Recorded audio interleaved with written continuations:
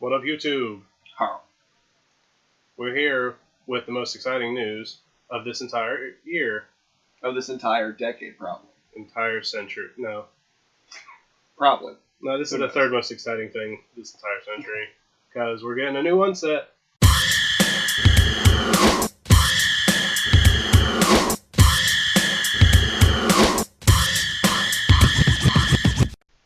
New one set that we're getting is called Unstable, and that's due to be released on December 9th. It contains cards like Steam Flogger Boss, so that's getting a reprint, so that's not new.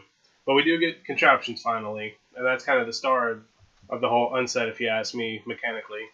Oh, it seems very, very fun and interesting. So we're just like you guys, we have no idea really what's going on, except for the fact that the contraptions have a contraption deck.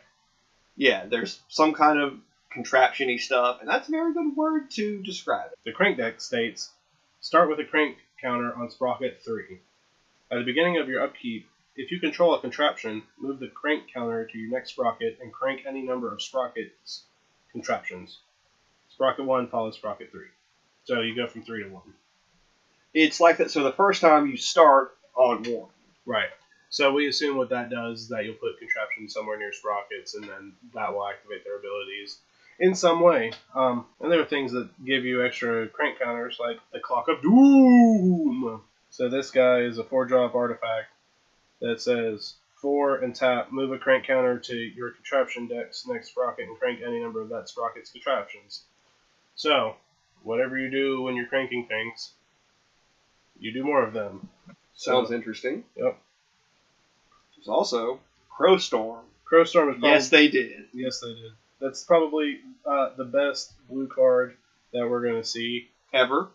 Again in life. Yeah. Unless they reprint Counterspell, in a modern format, then, that's it. That's the best one. Earl of Squirrel.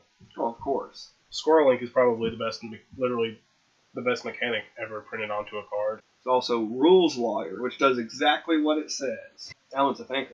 The trifecta is complete. We now have the Spike legendary creature. Yep. That one lets you tutor banned and restricted. Yes. And cards from constructed. outside. Yeah. So the argument. Oh, and Mark Rosewater did dictate that it is just Magic cards. Yeah. It is just Magic cards, and you cannot put non-anti cards in a non. You cannot put anti cards in a non-anti game. Right. So beside those things, I say that you always go get Sensei's Top. I don't know about always, but that's a very good card. I'm probably gonna bring mine to draft with me. Just get one of those oversized Lotuses. That's not a real card. You have to have the real manifestation of the card. I mean, in unformat, would you not argue that might count? Black Lotus's banned. If my opponent did that, I would argue that that's not a real card. I'd be like, he doesn't have a Lotus on him, so no. So I hope I see you there. Oversized Black Lotus Magic Tutor around her. I hope I gave somebody that idea. There's lots of die rolling and lots of stuff that lets you manipulate the die rolling. Yep. I do not mean unweighted or false dice. That is not what I meant. No, instead we were talking about Snickering Squirrel popping up on your screen right now. Where you can roll more, or you increase the number of your dice. Mm-hmm. It's also Squirrel-powered scheme that increases the result of each die you roll by 2. Yeah. So yeah, House of Cards. We're playing these in Commander. We're making that a thing. You don't got a choice. What about Summon the Pack? Oh, is that the zombie pack too? Yes, it is. Yeah. Okay. So you carry your pack around a pack of legions, and you play the phage lottery. Otherwise, you're not a real hero. Oh, there's the countdown to the countdown is the one. Yeah. So that's a sub game. A sub game. It's a game that makes a sub game. Yeah, it's a card that makes a sub game that you play with your existing library. And John wants to argue that you could use different libraries, but I already not really, no. But yeah, you can't do that. That's silly. But I mean, it says what to use. Yeah, that's what I said. That was my argument. Oh wait, where's that super sweet zombie? You mean the goblin that attacks on your opponent's attack phases? Oh my god, what's it called? That Party guy's Crasher. cool. Yeah. Party Crasher is probably my favorite, aggro dude out of the set. Like, I'm gonna auto draft him like every time I see him. He's so fun. I just really hope I can make red green a thing, and then just like play Party Crasher and Slaying Manas. Did you see the land tutor? Which one is that? Preservation. Yeah. That card's pretty dope. It's a land tutor at common. Right. Which I guess in green is like fair, Right. but like drafting that's gonna be so great. Yeah, it's a like rampant growth-ish effect, but the fact that you can kind of. Do you want trees on your lands? Do you not want trees on your lands? You know. Oh man. Wait, hold on. Oh, the new ones do have trees on them. So. Yeah. Yeah. Wait, is that? The mountain does not have any, I don't think. Swamp does. Island does not. Plains does. Yeah. Okay, so that's kind of. I thought it was just like I thought it was get a forest, but no, it's get a tree. Yep. Search your library for a basic land card and reveal it. If there's a tree in its art, put it onto the battlefield tapped. Otherwise, put it into your hand, then shuffle your library. Is Dryad Arbor a basic land? No. Oh. It's not. I feel so. You can choose to use like Ravnica stuff that doesn't have trees, or you can use like Innistrad. I think has a whole lot of trees on their stuff. Right.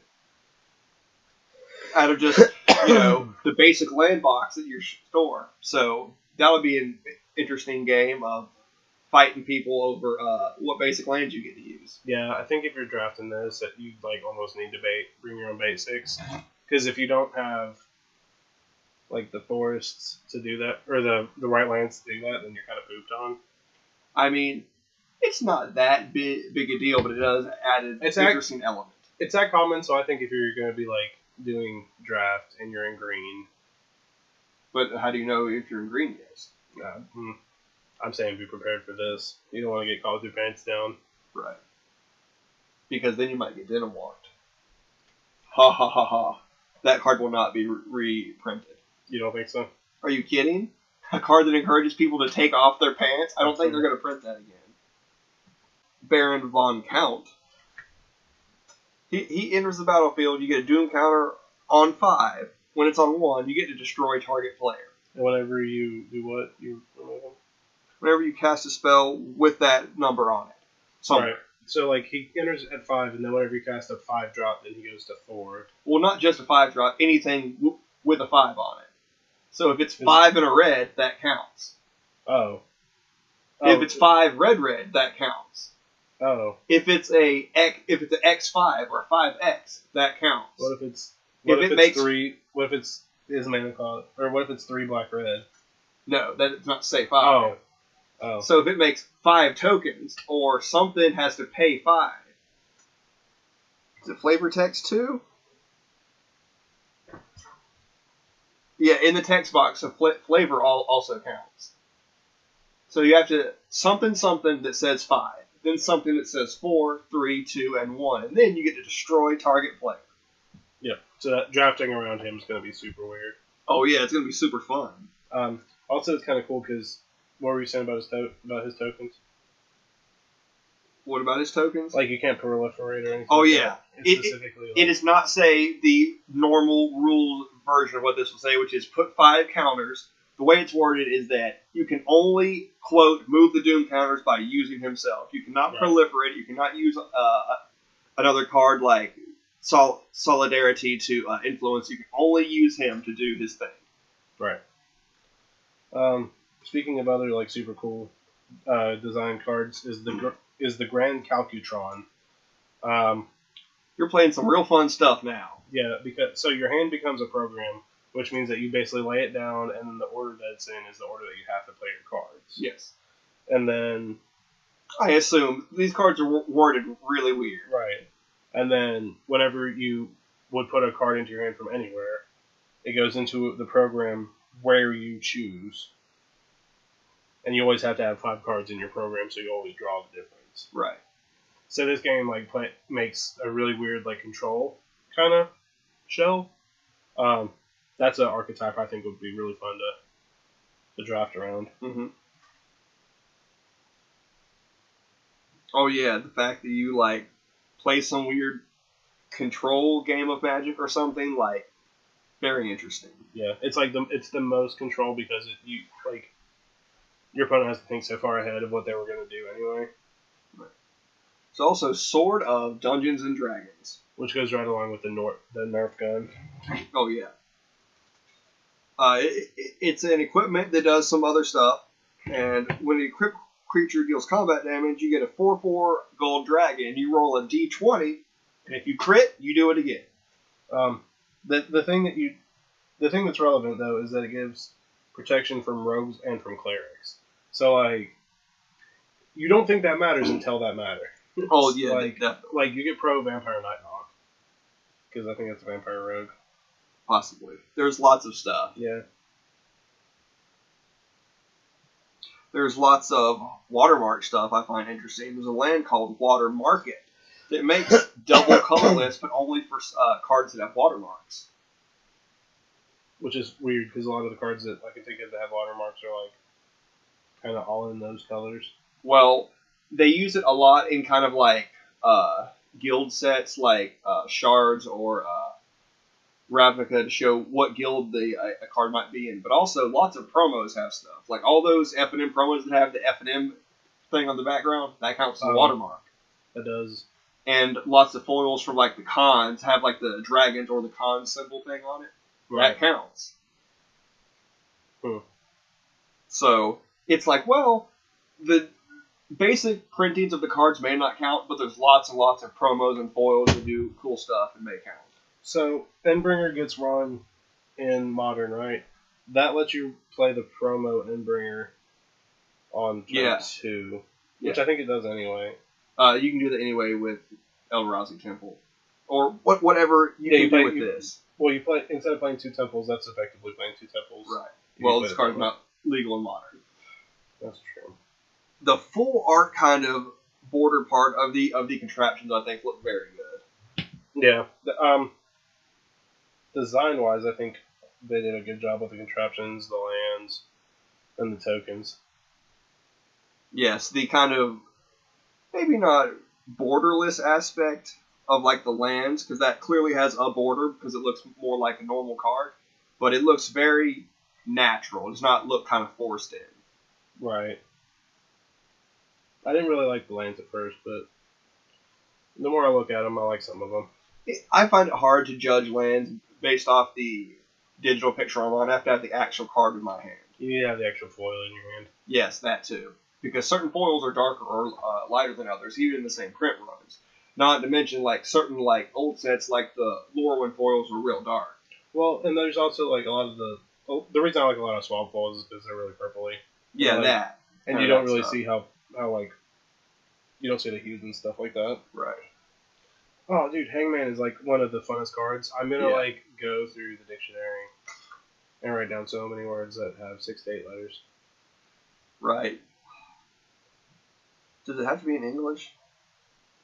It has to be like it has to be in the Judge. It has to be in the language you are playing in, probably. So the language that matches the Hangman you have, maybe. So if you have a Spanish Hangman, you can use Spanish then. That's bullshit. Judge. The shenanigans for this set will be immense. Karaspati, we're coming for you. Judges worldwide, we're coming for you. Speaking of cards that do weird stuff, kindly, how do you say that word? Cognition? Kindly Cognition. That is Cyborg Librarian. It's kind of the art. Spells you cast that refer to artifacts or contraptions, the rules text cost 1 less to cast. So anything that's something an artifact is 1 less, or anything that's something a contraption is 1 less. Fun facts, I think when you cast her, then you cast the second one for just 1 blue. Yes, correct. Okay. That's metal. I mean, not only does she mention artifact, she's an artifact creature. It's also a wall that you can tap it to let you re-roll a die, which I think is cool. Yeah, so we have to see what more dice stuff they're doing, but like you can make some form of a I roll the die and do crazy stuff deck. Yep. For no other reason than just rolling the dice. I want to see, because we didn't get a Planeswalker yet, right? No, we have not seen a Planeswalker yet. Yeah, I want to see an Unwalker. There's also Capital Offense that gives neg X to a card where X is how many capitals it has in its rules text. And this whole card is in lowercase, so it kind of looks odd at first. But do you look at flavor text and all that? No, it says ignore reminder and flavor text, so just the actual rules part. So a card that has, 3 paragraphs of text will get a lot larger debuff than certain cards won't have any rules text. Man, that means that each keyword is capped, though. So if it has trample, haste, vigilance, that's 3. And then if it has another sentence, that's going to be more. Now we're going to tell you about the dunkiest card yet. I don't know about... Oh, God. It's the dunkiest. It's fun. Alright, the dunk deck. Anybody watches this and plays this pre-release and then dunks into this one, let us know how you like it. Talking about split screen. It's an artifact that when it enters the battlefield, shuffle your library into 4 libraries. And then, anytime a card refers to... If anything refers to your library, choose one of your libraries for it. You reveal all 4 of the top cards of your libraries. And then, when it leaves the battlefield, then you shuffle your libraries back together. So, you are now playing with 4 decks and filtering them all. Mm-hmm. It's the best card. It's super fun. So, that means that if you play with Sensei's Top... If you play that with a program card, then you just have your entire everything face up, and you're just like, I am the Zen Magic Master. That's the deck that we want to play, is blue-white split screen. Yeah, there we go. Also, split screen is not a legendary, I don't think. Although if that's not legendary, that'll do some weird stuff. It's not legendary. Alright, so what is the bet that if you have out 4 split screens, then you make that many decks? So 4... So each subsequent split screen will take 1... So one split screen takes your 1 deck and makes it 4 decks. Playing a second split screen takes your 1 deck and makes it 4 decks. So 2 split screens would give you 7 decks to choose from. Okay. And then you would play 1 more split screen to go to 3 split screens, go down to 6 decks, go up to 10 decks. So 8, 16. So 4 split screens would then net you -1 to 9, plus 4 to 13 total decks, and your hand. Alright, 4 split screens get you to 13 decks. To 13 decks. Which I wonder if that has any synergy with Triskaidekaphobia. Regardless. Fun stuff is coming. Fun stuff. Fun stuff. It's all happening. We're in the future. Future is now. Yes. Alright. It's our newly scheduled, new time, same place. Same dunk, different tank. Basically. Yep. Here we are. Thanks. Remember, like and subscribe and go to these social medias that are going to keep popping up here. Mm-hmm. And thanks for watching. Yep, go draft this stuff. Bye. Check this shit out. Full art zombie tokens. Yeah, so we get full art zombie.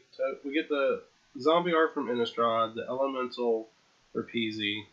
What are some of these other ones? That's a sapling, standard beast. That's some kind of angel. Yeah. So we get lots of cool tokens.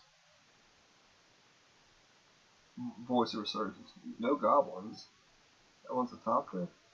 Yeah, I guess it is the top there. Oh. We get a what's that, treasure? That's a beast. Yeah. Is that treasure at the top over there? I don't know. That's a Hearthstone card. Right? That's the Hearthstone logo.